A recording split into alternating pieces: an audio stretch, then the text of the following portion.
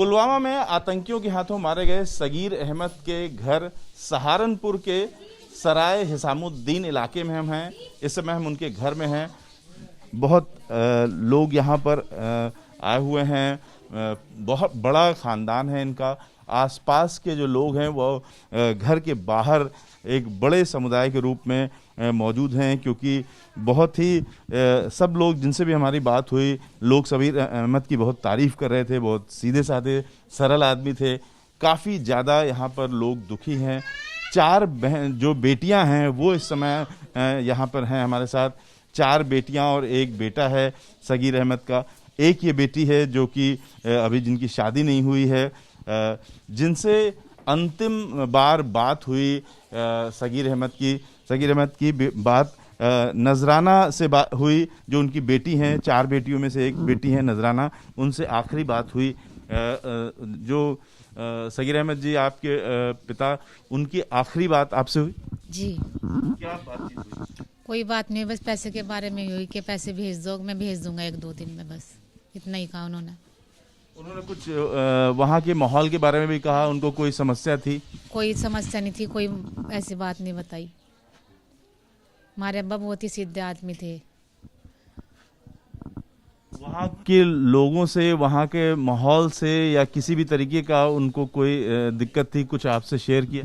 नहीं, ऐसी कोई बात नहीं की, कोई दिक्कत नहीं थी उन्हें उधर। बस नागहानी उन्हें मार दिया बेकसूर। हमारे अब्बा की कोई गलती नहीं थी। अब हमारा कोई सहारा नहीं रहा। एक भाई हमारा।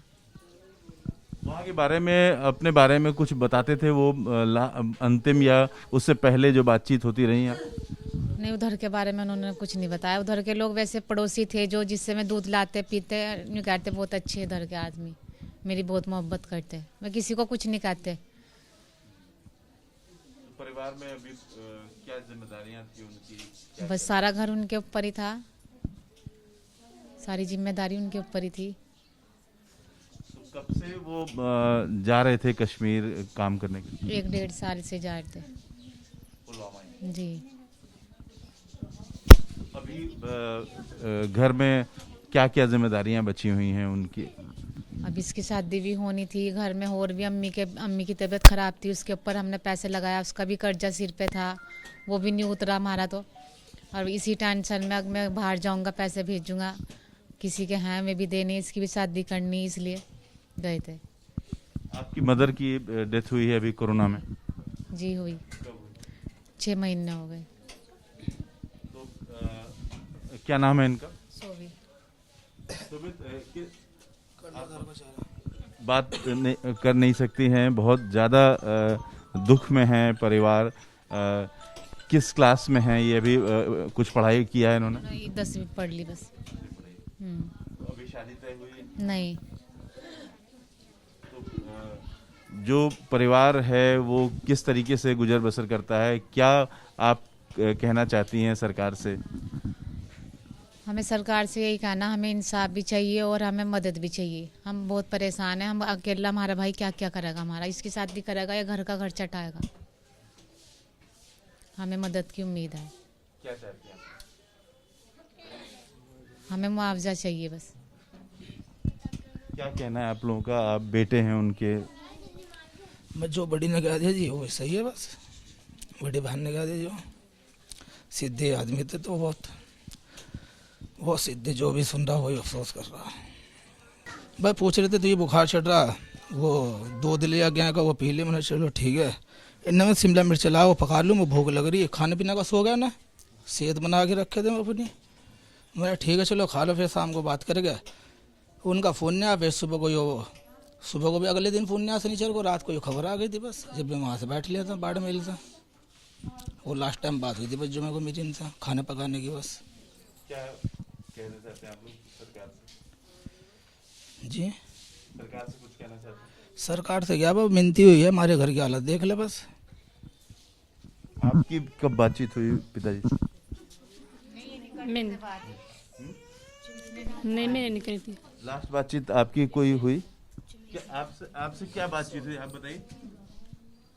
बस इसे भी नहीं कुछ भी बताया, बस कह रहे थे मैं अच्छे से हूँ, मजे में हूँ, और मैं बस पैसे भेज दूंगा 1-2 दिन में, बस यही बात हुई। आपसे बातचीत हुई? वो भी शनिवार को मैंने किया 1:30 बजे। मुझे मतलब घबराहट सी हुई, होल सी। मैंने कहा अब्बा पे फ़ोन करूं, पड़ी नहीं मैंने। कितने रोज बात नहीं हो पाती थी? नहीं, बात रोज करते, मैं फ़ोन नहीं रखते क्या, कभी किसी के नंबर से कभी किसी के नंबर से, इसलिए हमें दिक्कत रहती उनसे बात करने में। उनके पास अपना फोन नहीं था? नहीं, मैंने रखे थे अपने पास फ़ोन नहीं मैं रखे, उन्हें पसंद नहीं थी ये चीज़ें सब। सहारनपुर के सराय हिसामुद्दीन में सगीर अहमद के घर पर हम हैं, जिन्हें पुलवामा में शनिवार को आतंकियों ने मार दिया। कारपेंटर पेशे से थे और आसपास का जो इलाका है वो भी कारपेंटरी से जुड़ा हुआ है। जहां हम इस समय बैठे हैं उनके घर में, वो भी यहाँ पर आप देख सकते हैं लकड़ियाँ रखी हुई हैं। जो कारपेंटरी का काम होता है वो उनके घर में भी होता था। पिछले 1.5 साल से वो पुलवामा जा रहे थे इसी कारपेंटरी के काम से।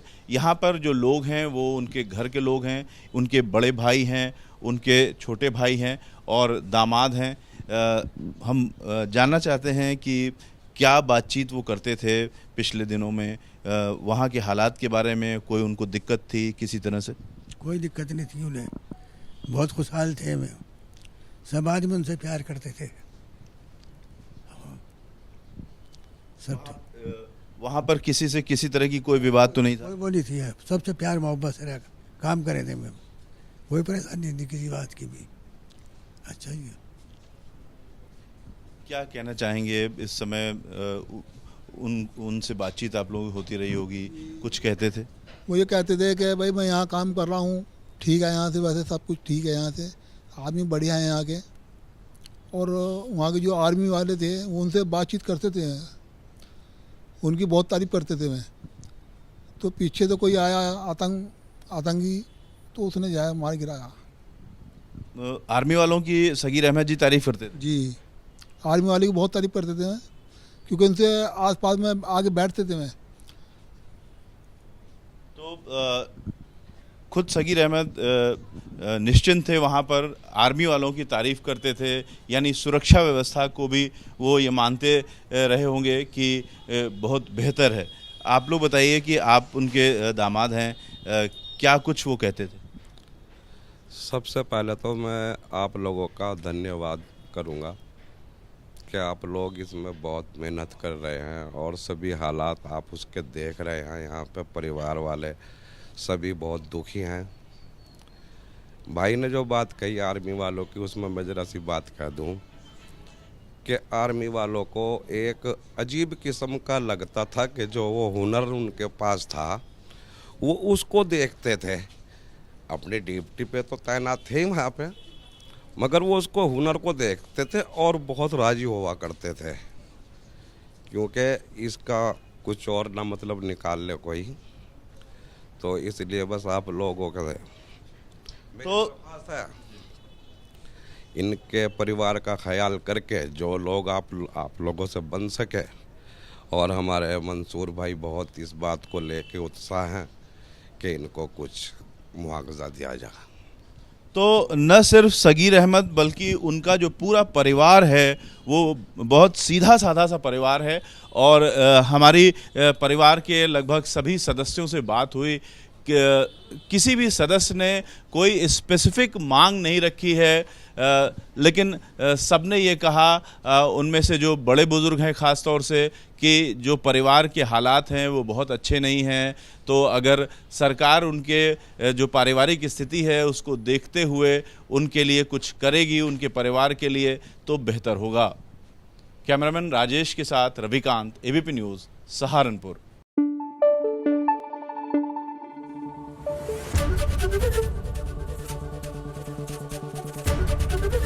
एबीपी न्यूज़ आपको रखे आगे।